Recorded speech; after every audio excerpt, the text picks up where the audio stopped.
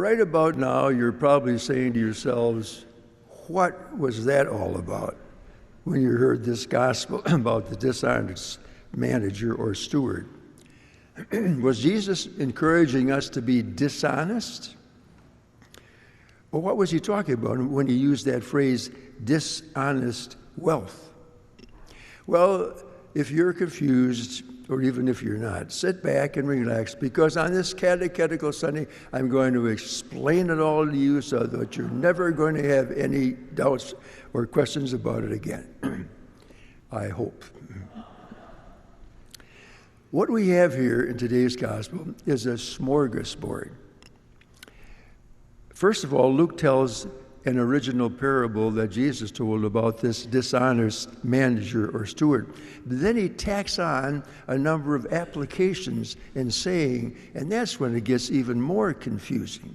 So let's look at the first part, too. The original parable as Jesus probably told it. In the original parable, a manager is going to get fired for something he wrong did, squandering somehow the property of his owner, of his boss, his master. So, admitting his guilt, he decides to do something to make friends with his master's debtors, hoping that they're going to be good to him after he loses his job. So what does he do? He rewrites each debt, making it smaller. Now, that was not dishonest.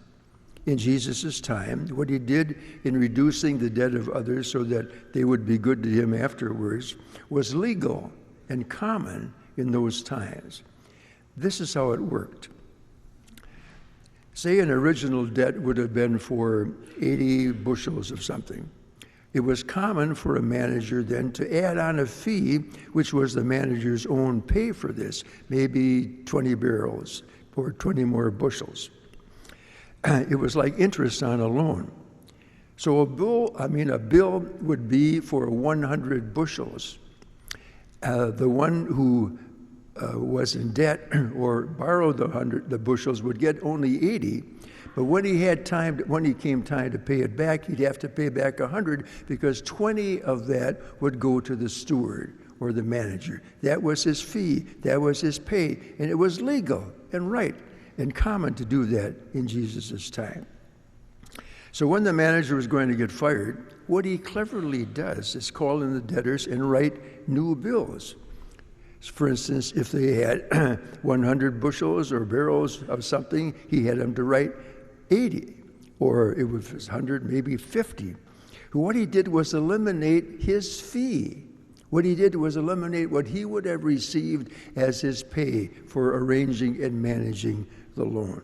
So everybody won when he did that.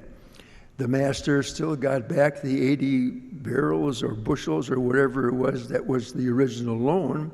The debtor was happy because he didn't have to pay 100, only 80, and then the manager was happy too, hoping that the debtors would be kind to him and maybe offer him a job when he was fired. Kind of a pay for play. So the manager was dishonest earlier in whatever he did to squander his master's property, but he wasn't dishonest in what he did about writing down the bills. That's why his master commended him for being clever in doing that. And that's why in the original parable, Jesus is saying the children of this world are more clever than we who are children of the light. We aren't clever enough about using our gifts to ensure our own eternal salvation. Not that we should be dishonest, but that we should have some clever honesty. Okay, any questions? I think what's interesting in today's gospel is that it shows us how our gospels were put together and handed on to us. First, we have that original parable that Luke rewrote and retold, the parable about the dishonest steward. But then after that, there are a whole series of things that Luke tacks on. After 2 or more generations of Christian teaching and preaching, Luke added a lot of these sayings that Jesus has said at other times and were applied by speakers or teachers of this parable. Now, in their own context, they might have made sense. But when you put them all together like this, he did at the end of this gospel, it gets pretty confusing. It's not a smooth transition. Like the phrase, for instance, where he says, make friends for yourselves with dishonest wealth, so that when it fails, you will be welcomed into eternal dwellings. What does that mean? What is dishonest wealth? Well, commentators of this gospel say there's probably something lost in translation. Dishonest wealth probably means wealth that could lead to dishonesty, wealth that could lead to greed or selfishness or corruption. Here Jesus is telling us, use your wealth, your gifts wisely.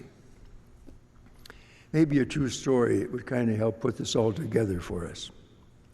Some years ago, a man named Josh Farron of Bountiful, Utah, I'm not kidding, that's the name of the city, Bountiful, Utah, had just closed a deal to buy a house. So when he went there to the house and in to check out the garage, he looked up and he saw a panel that seemed to open to some chamber up above the garage. So he got a ladder and climbed up. He found an old dusty ammo box. When he opened up, it was full of rolls of $1 bills. He looked around and there were 7 other boxes like this, each one filled with rolls of dollar bills. It took him and his wife about 3 hours to count them all. They stopped counting when they reached $40,000. $40,000. Okay, he said.